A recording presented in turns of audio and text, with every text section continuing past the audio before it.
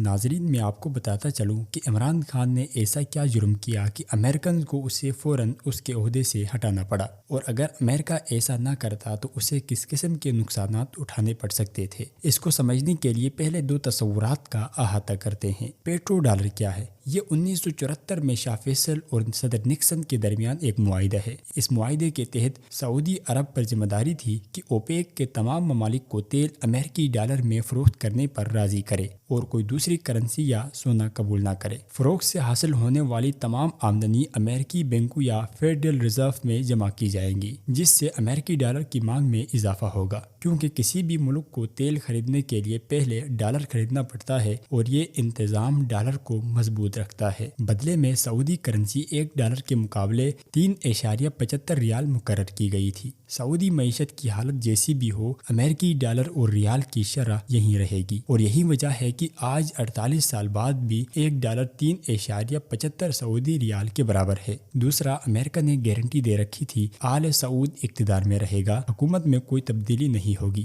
امریکہ کی ذمہ داری اس بات کو یقینی بنانا تھی کہ اوپیک ممالک میں سے کوئی بھی اس معاہدے سے کسی صورت بھی باہر نہ نکلے۔ عراق اور لیبیا نے بغاوت کی اور ہم سب جانتے ہیں ان کی حالت کیا ہوئی۔ 1953 میں ہندوستان اور سوویت یونین روس کے درمیان ہندوستانی روپیہ روبل تجارت کا معاہدہ ہوا، جس کے تحت روس سے ہندوستانی خریداری کے لیے وہ ہندوستانی روپے میں ادائیگی کریں گے۔ اس سے ہندوستانی روپے کی مانگ میں اضافہ ہوتا رہے گا اور کرنسی مضبوط ہوتی رہے گی۔ دوسرا یہ کہ ہندوستان سے روسی خریداری کے لیے روسی روبل میں ادائیگی کریں گے۔ اس سے روبل کی مانگ میں اضافہ ہوگا اور کرنسی مضبوط ہوگی۔ ایک ہندوستانی بینک روس میں اپنی ایک برانچ کھولے گی اور روس کا ایک بینک تجارت کی سہولت کے لیے ہندوستان میں ایک برانچ کھولے گا۔ یہ سمجھنا بہت ضروری ہے کہ یہ معاہدہ 1953 میں ہوا تھا، جو کہ 1974 میں پیٹرو ڈالر کے معاہدے سے پہلے ہوا تھا۔ عمران خان پہلے پاکستانی وزیر اعظم تھے جنہوں نے 2019 میں پاکستانی روپے اور چینی یوان میں لین دین کا چین سے معاہدہ کیا۔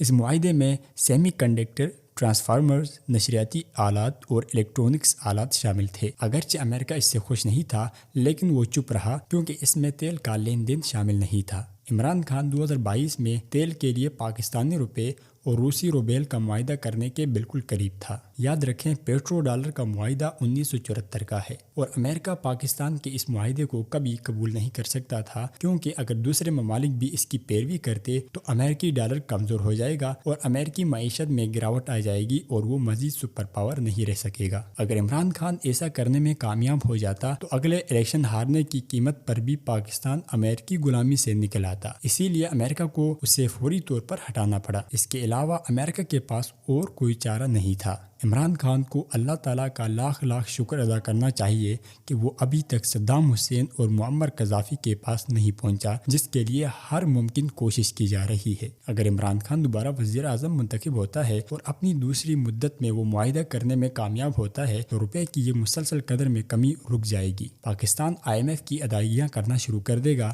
اور تبادلوں کی شرح بحال ہو جائے گی، اور پاکستان 2 سے 3 سال میں IMF اور ورلڈ بینک کی غلامی کا توق اپنے گلے سے اتار پھینکے گا۔ سیاسی وابستگی سے بالاتر ہو کر حب الوطنی کو ملحوظ خاطر رکھتے ہوئے اپنی اور اپنی آئندہ آنے والی نسلوں کے لیے سوچے۔ یہیں یہ سب کچھ موجودہ حکومت کر لے تو ملک خوشحال ہو سکتا ہے۔ آپ کو خدا کا واسطہ ان ساری باتوں کو محب وطن بن کر سوچے۔ 40 سال سے منافقت کی سیاست سے ہٹ کر سوچے۔